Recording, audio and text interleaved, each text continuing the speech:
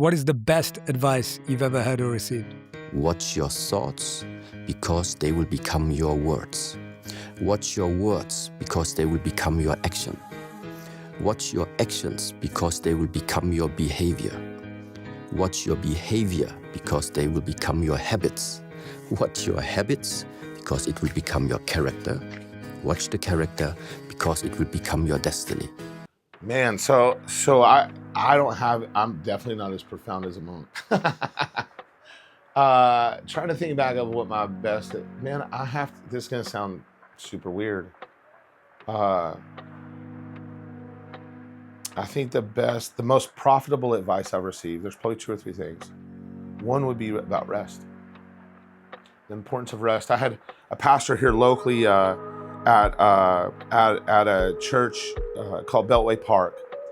Probably 2 years into ministry, we did something every day, right? I thought if we give the guys downtime, it'd be the worst thing for them, because then they're left their own thoughts and they just weren't prepared to handle it yet. And then he met with me one time. He started, by the grace of God put this man in my life, and he just started advising me, not telling me what to do, but just saying, hey, this is what I would do. And God gave me the wisdom to see 30 years of ministry success. When I say successful, I mean multiple marriages, multiple, what real fruit, kingdom fruit is. Not just he has this big church, but like I know many thousands of people that can say I was transformed by this particular move of God. And so I recognized how important when he said, hey, this is what I would do, or this is what I had to learn to do. I really grabbed onto those things. And so he said, you got to have a Sabbath. You have to have a day where you disconnect and you don't burden yourself with decision making. And it's been super important. What I've learned through the book of Hebrews is like I can enter into rest every day, but having a single day set aside where I tell people, no, I'm not. I'm just I'm just chilling. It makes it where I'm more effective. Whereas my mentality before that was, I've got to get all this stuff done. If I take that day of rest, man, I'm increased.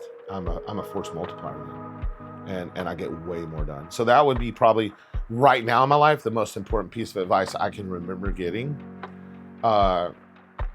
It's been super important for my marriage and for ministry and for everything.